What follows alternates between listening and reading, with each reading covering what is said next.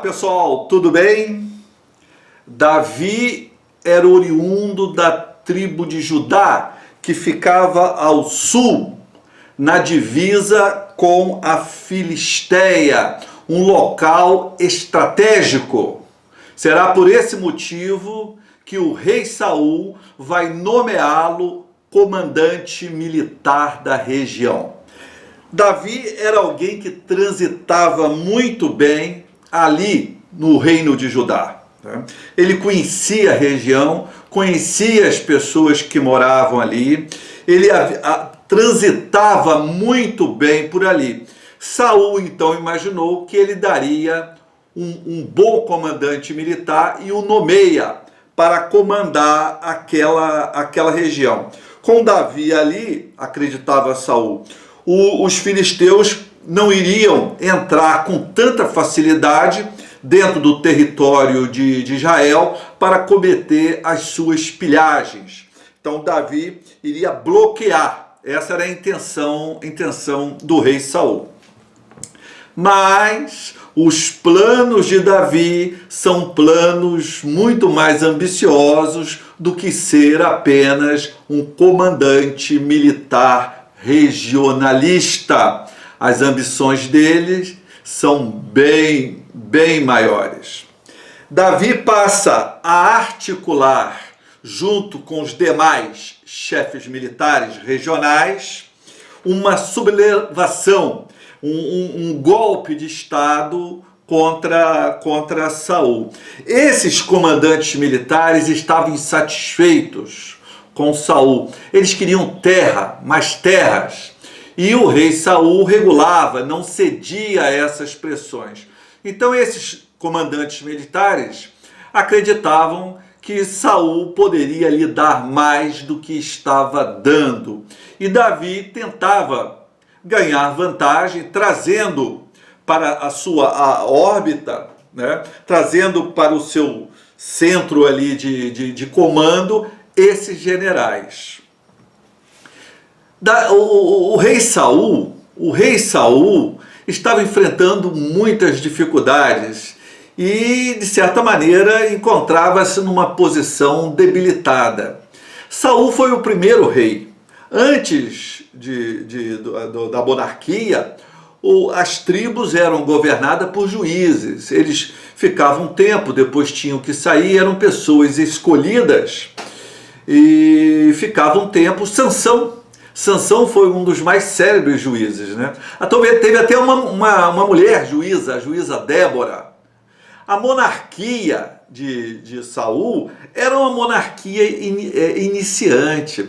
Saul, na verdade, nem era muito um rei, ele era mais um super juiz do que propriamente um rei. Não havia ainda uma monarquia consolidada.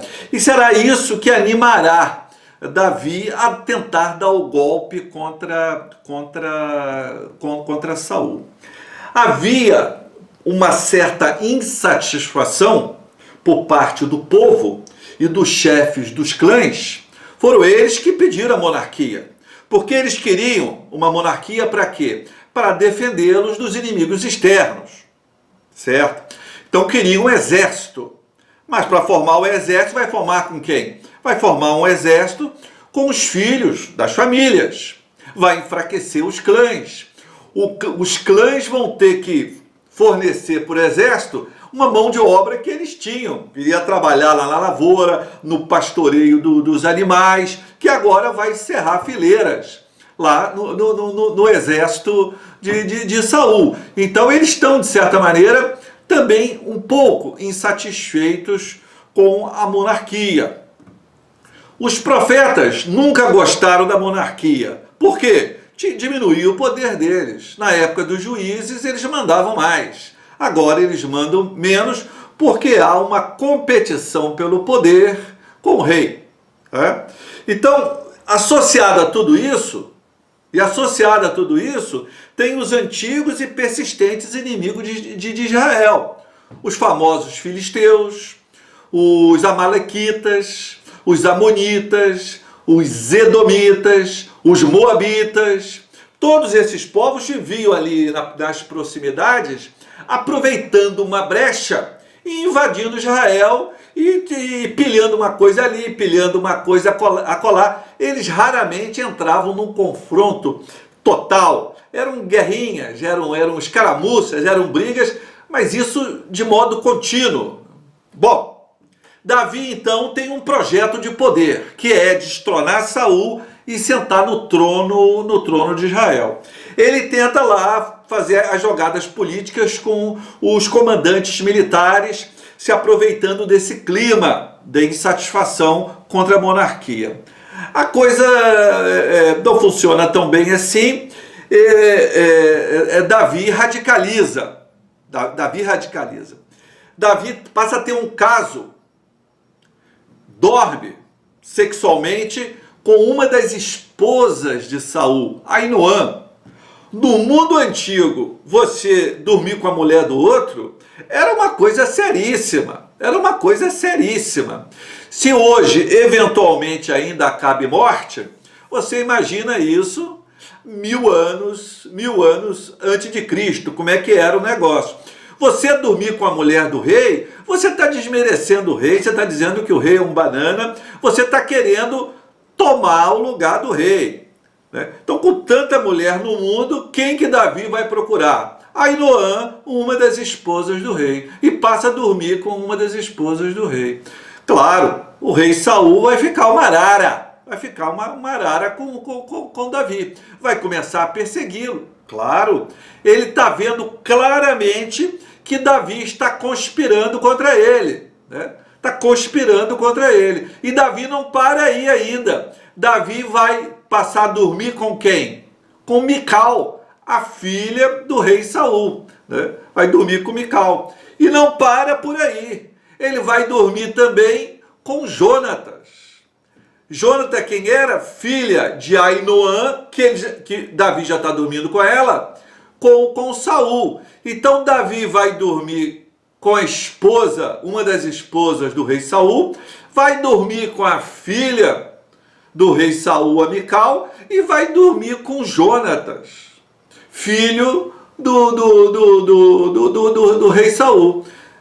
E os redatores bíblicos não querem que Saul fique bravo com Davi, que Saul é um perturbado, é um sujeito cheio de rompantes, que ele fica assim perturbado porque Deus se afastou dele, né? Davi conspira com os comandantes militares. Então Saul quer matar Davi. Motivo não falta. Transa com a mulher, transa com a filha, transa com o filho e conspira com os comandantes militares. E depois Saul é o louco. Não dá, né? Então Saul começa a perseguir Davi e quer matá-lo. Davi vê que não vai dar, o golpe não deu certo, fracassou, que Saul pode realmente matá-lo, e ele fala: vou fugir para onde?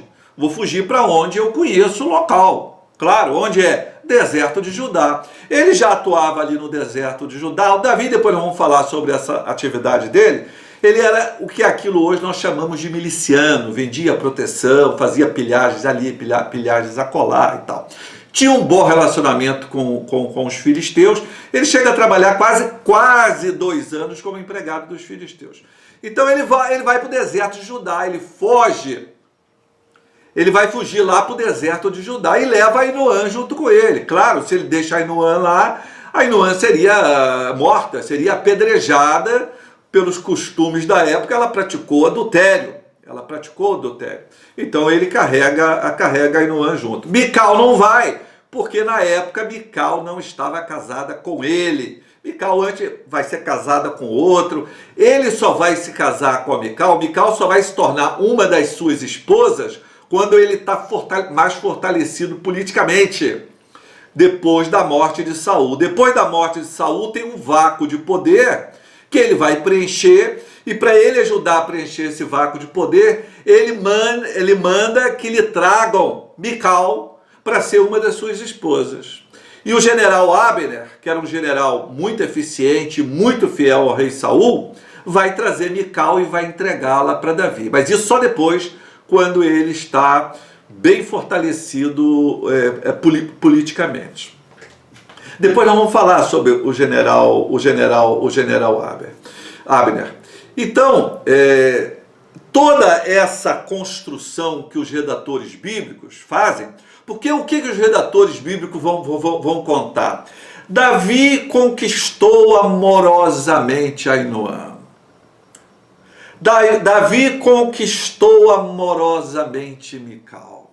Davi conquistou amorosamente Jonatas. Todo mundo se apaixona por Davi.